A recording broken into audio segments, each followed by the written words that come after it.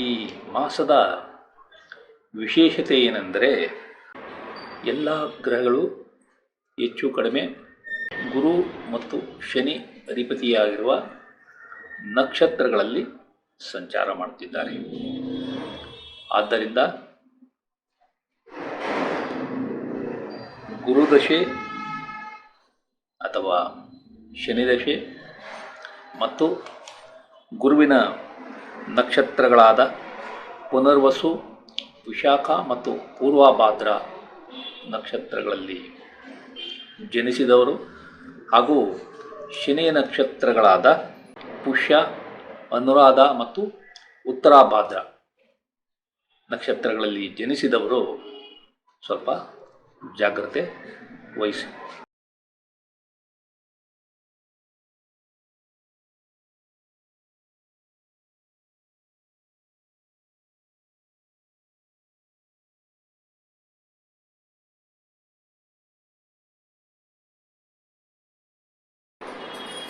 ಆತ್ಮೀಯರೇ, ತಮಗೆಲ್ಲ astro secret by Shiva ಚಾನಲ್ಗೆ ಆತ್ಮೀಯ ಸ್ವಾಗತ. ತಾವು ಪ್ರೀತಿ ಮತ್ತು ವಿಶ್ವಾಸದಿಂದ ನನ್ನ ಚಾನಲನ್ನು ವೀಕ್ಷಣೆ ಮಾಡುತ್ತಿದ್ದೀರಿ. ನಾನು ಜ್ಯೋತಿಷ್ಯದ ಬಗ್ಗೆ ಕಲಿತ ವಿಷಯಗಳನ್ನು ಈ ಚಾನಲ್ ಮುಖಾಂತರ ತಮ್ಮ ಮುಂದೆ ತರುತ್ತಿದ್ದೇನೆ. ಇದರಲ್ಲಿರುವ ವಿಷಯಗಳನ್ನೆಲ್ಲ ತಾವು ಚೆನ್ನಾಗಿ ಅರ್ಥ ಮಾಡಿಕೊಂಡು ಅವುಗಳಿಂದ ಉಪಯೋಗವನ್ನು ಪಡೆದುಕೊಂಡು ಯಶಸ್ವಿಯಾಗಲಿ ಎಂಬುದು ನನ್ನ ನಮ್ರ ವಿನಂತಿ. ಕಳೆದ ಫೆಬ್ರವರಿ ತಿಂಗಳಿನ ಭವಿಷ್ಯವನ್ನು ತಮ್ಮ ಮುಂದೆ ತಂದಾಗ ನಾನು ದಿನಾಂಕ 2, 5, 12, 13 ಮತ್ತು 28 ಈ ದಿನಾಂಕಗಳನ್ನು ಉಲ್ಲೇಖ ಮಾಡಿದ್ದೆ. ಈ ದಿನಾಂಕಗಳಂದು ಅಥವಾ ಈ ದಿನಾಂಕಗಳ ನಂತರ ಹಲವಾರು ವ್ಯಕ್ತಿಗಳ ಜೀವನದಲ್ಲಿ ಬದಲಾವಣೆಗಳು ಕಂಡುಬರಲಿವೆ ಎಂಬುದನ್ನು ನಾನು ತಿಳಿಸಿದ್ದೆ. ಈಗ ಕೆಲವು ವಿಷಯಗಳನ್ನು ಪರಿಶೀಲನೆ ಮಾಡೋಣ. ಜನವರಿ ತಿಂಗಳ 28, 29ರಂದು ವಿಚಿತ್ರವಾದ ಘಟನೆ ಅಂದರೆ ವಿಮಾನ ಮತ್ತು ಹೆಲಿಕಾಪ್ಟರ್ನ ದುರಂತ ಅಮೆರಿಕದ ವಾಷಿಂಗ್ಟನ್ನಲ್ಲಿ, ಅದೇ ರೀತಿ ಪ್ರಯಾಗ್ರಾಜ್ನಲ್ಲಿ ನಡೆಯುತ್ತಿರುವ ಕುಂಭಮೇಳದಲ್ಲಿ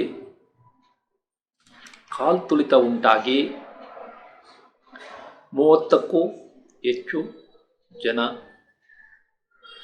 ಸಾವಿಗೀಡಾಗಿರುವುದು. ಇದು ದೊಡ್ಡ ದುರಂತವೇ ಸರಿ. ಈ ದಿನಾಂಕದವರೆಗೂ ಕುಂಭಮೇಳ ಯಶಸ್ವಿಯಾಗಿ ನಡೆಯುತ್ತಿತ್ತು ಎಂಬುದನ್ನು ತಾವು ಅರ್ಥ ಮಾಡಿಕೊಳ್ಳಿ.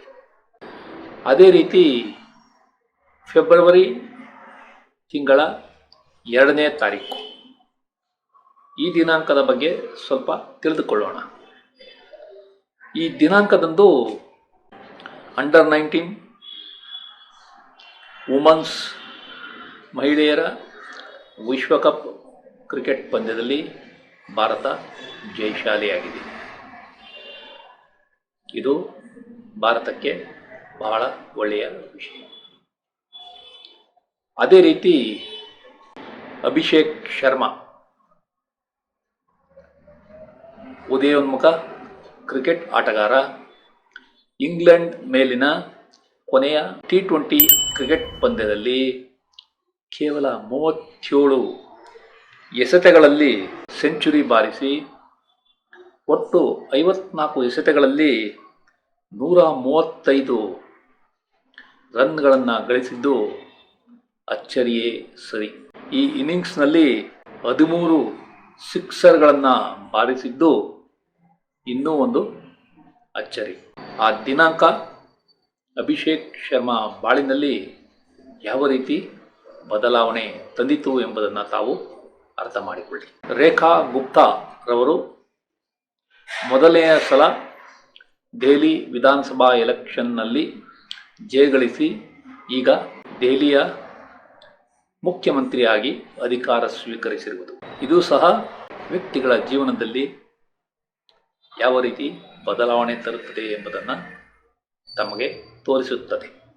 ಈಗ ಸ್ಟಾಕ್ ಮಾರ್ಕೆಟ್ಗೆ ಬಂದರೆ ಫೆಬ್ರವರಿ ತಿಂಗಳ ದಿನಾಂಕ 5 ಅತಿ ಮುಖ್ಯ ದಿನಾಂಕವಾಗುತ್ತದೆ. ಈ ದಿನಾಂಕದಂದು 23,807 ಅಂಕಕ್ಕೆ ತಲುಪಿದ್ದ ನಿಫ್ಟಿ ದಿನದಿಂದ ದಿನಕ್ಕೆ ಇಳಿಕೆಯಾಗುತ್ತಿದ್ದು ದಿನಾಂಕ 20ರಂದು 22,914 ಅಂಕಕ್ಕೆ ಮುಕ್ತಾಯವಾಗಿದೆ. ಅಂದರೆ ಫೆಬ್ರವರಿ 5ನೇ ತಾರೀಕಿನಿಂದ 20ನೇ ತಾರೀಕಿನವರೆಗೆ ಒಟ್ಟು 890 ಅಂಕಗಳ ಕುಸಿತ ಕಂಡಿದೆ.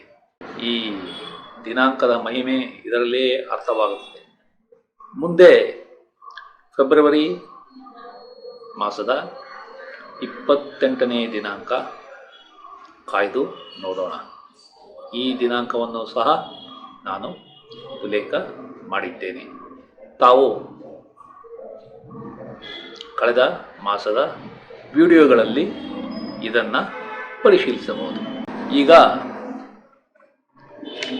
ಮಾರ್ಚ್ ತಿಂಗಳ 2025ರ ಭವಿಷ್ಯವನ್ನು ತಿಳಿದುಕೊಳ್ಳೋಣ. ಈ ಮಾಸದಲ್ಲಿ ಬದಲಾವಣೆ ತರುವ ದಿನಾಂಕಗಳು 2, 4, 5, 15, 18, 19 ಮತ್ತು 29 ಈ ದಿನಾಂಕಗಳನ್ನು ಒಂದೆಡೆ ಬರೆದಿಟ್ಟುಕೊಳ್ಳಿ. ಈ ಮಾಸದ ವಿಶೇಷತೆ ಏನೆಂದರೆ ಎಲ್ಲ ಗ್ರಹಗಳು ಹೆಚ್ಚು ಕಡಿಮೆ ಗುರು ಮತ್ತು ಶನಿ ಅಧಿಪತಿಯಾಗಿರುವ ನಕ್ಷತ್ರಗಳಲ್ಲಿ ಸಂಚಾರ ಮಾಡುತ್ತಿದ್ದಾರೆ. ಆದ್ದರಿಂದ ಗುರುದಶೆ ಅಥವಾ ಶನಿದಶೆ ಮತ್ತು ಗುರುವಿನ ನಕ್ಷತ್ರಗಳಾದ ಪುನರ್ವಸು, ವಿಶಾಖ ಮತ್ತು ಪೂರ್ವಭಾದ್ರ ನಕ್ಷತ್ರಗಳಲ್ಲಿ ಜನಿಸಿದವರು ಹಾಗೂ ಶನಿಯ ನಕ್ಷತ್ರಗಳಾದ ಪುಷ್ಯ, ಅನುರಾಧ ಮತ್ತು ಉತ್ತರಾಭಾದ್ರ ನಕ್ಷತ್ರಗಳಲ್ಲಿ ಜನಿಸಿದವರು ಸ್ವಲ್ಪ ಜಾಗ್ರತೆ ವಹಿಸಿ. ಈ ಮಾಸದಲ್ಲಿ ಶುಕ್ರ ಗ್ರಹ ದಿನಾಂಕ 3 ಮಾರ್ಚ್ 2025ರಂದು ವಕ್ರಿಯಾಗಲಿದೆ. ಇದು ಏಪ್ರಿಲ್ ತಿಂಗಳ 14ರಂದು ಕೊನೆಗೊಳ್ಳಲಿದೆ. ಅದೇ ರೀತಿ ಬುಧ ಗ್ರಹ 16 ಮಾರ್ಚ್ 2025ರಂದು ವಕ್ರಿಯಾಗಲಿದೆ. ಇದು ಏಪ್ರಿಲ್ ತಿಂಗಳ 8ನೇ ತಾರೀಕು ಮುಕ್ತಾಯಗೊಳ್ಳಿದೆ. ಇದನ್ನು ತಾವು ಅರ್ಥ ಮಾಡಿಕೊಳ್ಳಿ.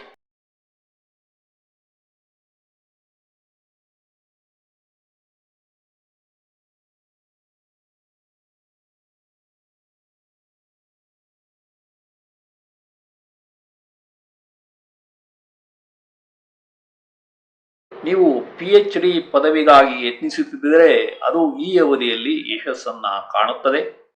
ನಿಮ್ಮ ಜೀವನದಲ್ಲಿ ಕಷ್ಟಗಳು ಕಡಿಮೆಯಾಗುತ್ತವೆ. ನಿಮ್ಮ ಸಾಲ ಮರುಪಾವತಿ ಸುಲಭವಾಗಲಿದೆ. ಈ ಅವಧಿಯಲ್ಲಿ ನಿಮ್ಮ ಸಿಟ್ಟು ಕಡಿಮೆ ಇರುತ್ತದೆ. ನಿಮ್ಮ ವ್ಯಕ್ತಿತ್ವ ಮತ್ತು ಬುದ್ಧಿಶಕ್ತಿ ಈ ಅವಧಿಯಲ್ಲಿ ಚೆನ್ನಾಗಿರಲಿದೆ. ನಿಮ್ಮ ಹಾಸ್ಟೆಲ್ನಲ್ಲಿರುವ ಮಕ್ಕಳು ಯಶಸ್ಸನ್ನು ಕಾಣುತ್ತಾರೆ. ನೀವು ವಿದೇಶದಲ್ಲಿ ವಾಸ ಮತ್ತು ಅಲ್ಲಿ ಯಶಸ್ಸಿಗಾಗಿ ಯತ್ನಿಸಿದರೆ ಅದು ಈ ಅವಧಿಯಲ್ಲಿ ಸಾಧ್ಯವಿದೆ. ನಿಮಗೆ ದತ್ತಿ ಸಂಸ್ಥೆಗಳ ಸಹಾಯ ಕೂಡ ಸಿಗಲಿದೆ. ನೀವು ಕುಟುಂಬದಿಂದ ದೂರ ಅಂದರೆ ಸ್ಥಳ ಬದಲಾವಣೆ ಮಾಡಬೇಕಾಗಬಹುದು. ನಿಮ್ಮ ಕುಟುಂಬದಲ್ಲಿ ಸಂತಾನ ನಿಧಾನವಾಗಲಿದೆ. ನೀವು ಈ ಅವಧಿಯಲ್ಲಿ ಪ್ರೀತಿಸಿ ಮದುವೆಗಾಗಿ ಯತ್ನಿಸಿದರೆ ಅದು ಸಾಧ್ಯವಿಲ್ಲ. ನೀವು ಸಿನಿಮಾ ಅಥವಾ ಧಾರಾವಾಹಿಗಳಲ್ಲಿ ಕೆಲಸ ಮಾಡುತ್ತಿದ್ದರೆ ಮತ್ತು ಕ್ರೀಡಾಪಟುವಾಗಿದ್ದರೆ ಈ ಅವಧಿಯಲ್ಲಿ ಯಶಸ್ಸು ಕಡಿಮೆ ಇರಲಿದೆ. ನಿಮ್ಮ ಸಂಗಾತಿ ಮತ್ತು ಪಾಲುದಾರರಿಗೆ ನಿಧಾನವಾಗಿ ಅದೃಷ್ಟ ಬರಲಿದೆ. ನಿಮ್ಮ ಸ್ಟಾಕ್ ಮತ್ತು ಶೇರ್ ವ್ಯವಹಾರಗಳಲ್ಲಿ ಯಶಸ್ಸು ನಿಧಾನವಾಗಲಿದೆ. ನಿಮಗೆ ನೆಮ್ಮದಿ ಮತ್ತು ತೃಪ್ತಿ ಈ ಅವಧಿಯಲ್ಲಿ ಒಟ್ಟಾರೆಯಾಗಿ ಕಡಿಮೆ ಇರಲಿದೆ. ನೀವು ಯಾವುದಾದರೊಂದು ಕಾಯಿಲೆಯಿಂದ ಬಳಲುತ್ತಿದ್ದರೆ ಅದರಿಂದ ಹೊರಬರುವುದು ನಿಧಾನವಾಗಲಿದೆ. ನೀವು ಬಾಡಿಗೆಗಾಗಿ ಮನೆಯನ್ನ ಅಥವಾ ವಾಣಿಜ್ಯ ಮಳಿಗೆಯನ್ನ ಕೊಟ್ಟಿದ್ದರೆ ಆ ಬಾಡಿಗೆದಾರರಿಂದ ತಾವು ಕಿರಿಕಿರಿಯನ್ನ ಅನುಭವಿಸುತ್ತೀರಿ. ನಿಮ್ಮ ದ್ವೇಷ ಮತ್ತು ಅಸೂಯೆಗಳು ಈ ಅವಧಿಯಲ್ಲಿ ಜಾಸ್ತಿಯಾಗಲಿವೆ. ನಿಮ್ಮ ಪಾಲುದಾರರು ವ್ಯವಹಾರದಲ್ಲಿ ಹೂಡಿಕೆಯನ್ನ ನಿಧಾನ ಮಾಡುತ್ತಾರೆ. ನಿಮಗೆ ಕೆಲಸದಲ್ಲಿ ಯಶಸ್ಸು ಕಷ್ಟವಾಗಲಿದೆ. ಈ ಅವಧಿಯಲ್ಲಿ ನಿಮಗೆ ಕಾರ್ಮಿಕರ ಸಹಕಾರ ಸರಿಯಾಗಿ ಸಿಗುವುದಿಲ್ಲ. ನೀವು ಈ ಅವಧಿಯಲ್ಲಿ ಸಾಲವನ್ನ ಕೊಡಬೇಡಿ, ಏಕೆಂದರೆ ಕೊಟ್ಟ ಸಾಲ ವಾಪಸ್ ಸಿಗುವುದು ನಿಧಾನವಾಗಲಿದೆ. ನಿಮಗೆ ವ್ಯಾಪಾರದಲ್ಲಿ ಅಥವಾ ಕಚೇರಿಯಲ್ಲಿ ಬಾಕಿ ಬರಬೇಕಾದ ಹಣ ನಿಮ್ಮ ಕೈ ಸೇರುವುದು ನಿಧಾನವಾಗಲಿದೆ. ನಿಮ್ಮ ತಂದೆಯ ಕೆಲಸ ಅಥವಾ ವ್ಯಾಪಾರದಲ್ಲಿ ಯಶಸ್ಸು ನಿಧಾನವಾಗಲಿದೆ. ನಿಮ್ಮ ಪಾಲುದಾರರು ವ್ಯವಹಾರದಲ್ಲಿ ನಿಧಾನವಾಗಿ ಹೂಡಿಕೆ ಮಾಡಿದರೂ ಅವರಿಗೆ ಒಳ್ಳೆಯ ಲಾಭ ಸಿಗಲಿದೆ. ನಿಮ್ಮ ಕಾಯಿಲೆಗಳು ಕಡಿಮೆಯಾಗಲಿವೆ. ನೀವು ಸಾಲಕ್ಕಾಗಿ ಯತ್ನಿಸಿದರೆ ಈ ಅವಧಿಯಲ್ಲಿ ಅದು ಸಾಧ್ಯವಿಲ್ಲ. ನಿಮ್ಮ ಕೋರ್ಟ್ ವ್ಯಾಜ್ಯಗಳು ಮತ್ತು ದಾವೆಗಳ ಯಶಸ್ಸು ನಿಧಾನವಾಗಲಿದೆ. ನೀವು ಕಾಂಟ್ರಾಕ್ಟ್ ಮಾಡುತ್ತಿದ್ದರೆ ಲಾಭ ಕಡಿಮೆ ಇರಲಿದೆ. ನಿಮ್ಮ ಪ್ರಯಾಣಗಳು ಕಿರಿಕಿರಿಯಿಂದ ಕೂಡಿರುತ್ತವೆ. ನಿಮಗೆ ಪಿತ್ರಾರ್ಜಿತ ಆಸ್ತಿಗಳು ಸಿಗುವ ಸಂಭವ ಇಲ್ಲ. ನೀವು ನಿಮ್ಮ ವ್ಯವಹಾರದಲ್ಲಿ ಪಾಲುದಾರಿಕೆ ಮಾಡುತ್ತಿದ್ದರೆ ಪಾಲುದಾರರ ಜೊತೆ ಜಾಗೃತವಾಗಿ ವ್ಯವಹಾರ ಮಾಡಿ. ನಿಮ್ಮ ತಂದೆಯ ಸ್ನೇಹಿತರೊಂದಿಗೆ ಪಾಲುದಾರಿಕೆ ಮಾಡಬೇಕೆಂದಿದ್ದರೆ ಅದು ನಿಧಾನವಾಗಲಿದೆ. ನಿಮ್ಮ ಮದುವೆ ನಿಶ್ಚಯ ನಿಧಾನವಾಗಲಿದೆ. ನಿಮ್ಮ ಸಂಗಾತಿಯೊಂದಿಗೆ ಕಿರಿಕಿರಿಯನ್ನ ಅನುಭವಿಸುತ್ತೀರಿ. ನೀವು ಯಾವುದಾದರೊಂದು ಕೋರ್ಟ್ ಕೇಸ್ನಲ್ಲಿ ತೊಡಗಿದ್ದರೆ ಅದು ವಿಫಲವಾಗುವ ಸಂಭವ ಇದೆ. ನಿಮಗೆ ಬಲಿಷ್ಠ ಶತ್ರುಗಳ ಕಾಟ ಹೆಚ್ಚಾಗಲಿದೆ. ನೀವು ಕೆಲಸದಿಂದ ವಜಾ ಅಥವಾ ಕಡ್ಡಾಯ ನಿವೃತ್ತಿ ಆಗಬಹುದು. ಜಾಗ್ರತೆ. ನಿಮಗೆ ಬರಬೇಕಾದ ಇನ್ಶೂರೆನ್ಸ್ ಹಣ ನಿಧಾನವಾಗಿ ಕೈ ಸೇರಲಿದೆ. ನಿಮಗೆ ಕಷ್ಟಪಡದೆ ಲಾಭವಿಲ್ಲ. ಈ ವಿಡಿಯೋವನ್ನು ಕೊನೆಯವರೆಗೂ ನೋಡಿದ ತಮಗೆಲ್ಲ ವಂದನೆಗಳು. ಈ ವಿಡಿಯೋದಲ್ಲಿರುವ ವಿಷಯಗಳು ತಮಗೆ ಇಷ್ಟವಾದರೆ ಈ ವಿಡಿಯೋವನ್ನು ತಮ್ಮ ಬಂಧು ಮಿತ್ರರಿಗೆಲ್ಲ ಶೇರ್ ಮಾಡಿ, ಅವರೂ ಸಹ ಈ ಚಾನಲ್ಗೆ ಸಬ್ಸ್ಕ್ರೈಬ್ ಆಗುವಂತೆ ಮಾಡಿ ಎಂದು ಕೋರುತ್ತಿದ್ದೇನೆ. ವಂದನೆಗಳು.